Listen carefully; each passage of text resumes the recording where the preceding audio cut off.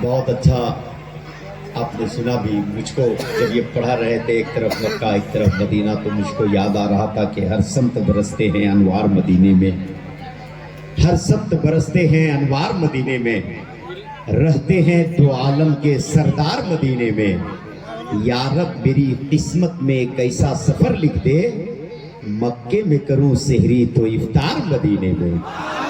या रब मेरी किस्मत में कैसा सफर लिख दे, मक्के में करूं सेहरी तो इफ्तार मदीने में। ये खुला लेने आए या 10-20 रुपया देने आए? अच्छा, खुला लेने, चूंकि इसके बाद इनको देना। अरे नहीं नहीं, इसकी जरूरत क्या है, आपको तो पूरी रात इन लोगों को देना है।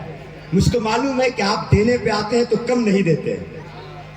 मुझको मालूम है, मैं कर्मा टांड को मैंने बताया ना कि 12 सालों से मैं आपको जानता हूं। तो अब मैं चाहूंगा कि एक शेर, मेरी तबीयत आज चाह रही है पढ़ने की। फिरोज भाई वो मोबाइल दे। आप लोगों ने मोबाइल की आदत दिलवा दी है।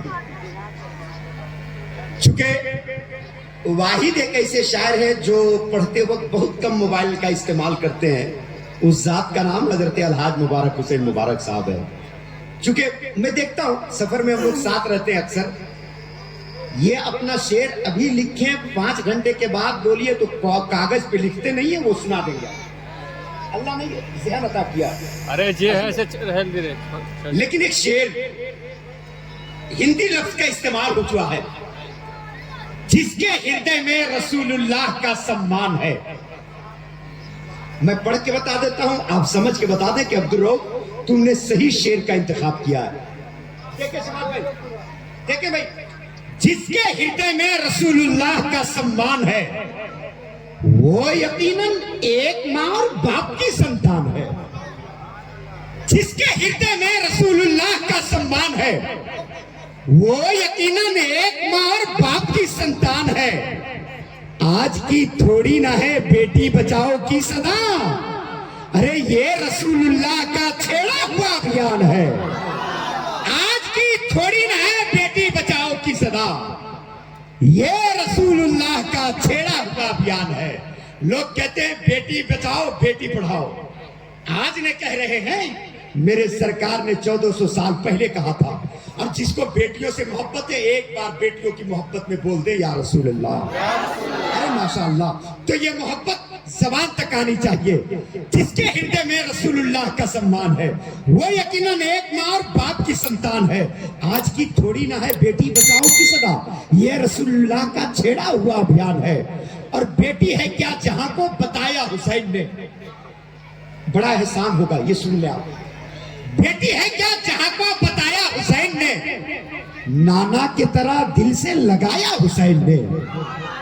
बेटी है क्या जहां को बताया हुसैन ने, नाना की तरह दिल से लगाया हुसैन ने। और कुरान पढ़ा के अपनी सकीना को दस्त में, कुरान पढ़ा के अपनी सकीना को दस्त में, बेटी पढ़ाओ ये भी सिखाया हुसैन ने। कुरान पढ़ा के अपनी सकीना को दस्त में, बेटी पढ़ाओ ये भी सिखाया हुसैन ने। अच्छा, अनाउंसर को भी आप लोग देते हैं। या अल्लाह, नहीं या अल्लाह बरकत अता फरमाए। वरना फिरोज भाई, मुझको याद है कि रेलगाड़ी के सफर में एक भिखारी भी चला, सब किसी से मांगता, वो पास मेरे आ गया। धीरे से उसने कहा भूखे पे कर्म कीजिए, खाना जाके खा सकूं, बस 20 रुपया दीजिए। इत्तेफाकन मैं वहां उस वक्त खाली जेब था। धीरे से मैंने कहा बस माफ कर दो, तुम जरा माफ कर दो। सुनते ही वो इस कदर झुल्ला गया, बड़बड़ाता हुआ वो पास मेरे आ गया। बोला माफ करते करते तो मैं बर्बाद होके रह गया। बोला माफ करते करते तो मैं बर्बाद होके रह गया, ठीक से जोड़ू तो लाखों का घाटा हो गया। फिर धीरे से उसने कहा भूखे पे कर्म कीजिए, 20 रुपया ना सही 2 ही रुपया दीजिए। मैं वहां मजबूर था, इनकार ही करता रहा। तंग आकर वो भिखारी जोर से कहने लगा 2 रुपया भी नहीं है आपके जब हाथ में, आइए फिर भीख मांगे दोनों मिलकर साथ में। तो ये हालात उधर होते हैं। लेकिन कर्मा टांड वालों ने बताया अब्दुल रऊफ रौनक यहाँ ये हालात होने वाले नहीं है। बेटी क्या है जहां को बताया हुसैन ने, नाना की तरह दिल से लगाया हुसैन ने।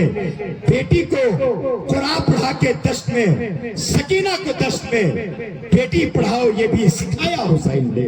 तो आज उसी हुसैन के जिक्र में हम और आप बैठे हैं, तो मैं चाहूंगा उन्हीं की बारगाह में खिराज अकीदत पेश करने के लिए मेरे दोस्त शारे अहले सुन्नत भाई कारी फिरोजुद्दौला साहब किबला, जो तालिबे इल्मी से लेकर अब तक उसी लहजे में, उसी लय में नबी की नात पढ़ते जा रहे हैं। मैं चाहूंगा कि आपने पूरे मुल्क को नात सुनाया है, आज अपने घर में किस तरह सुनाते हैं, मैं ये देखने के लिए आपको माइक पे बुलाना चाहता हूं।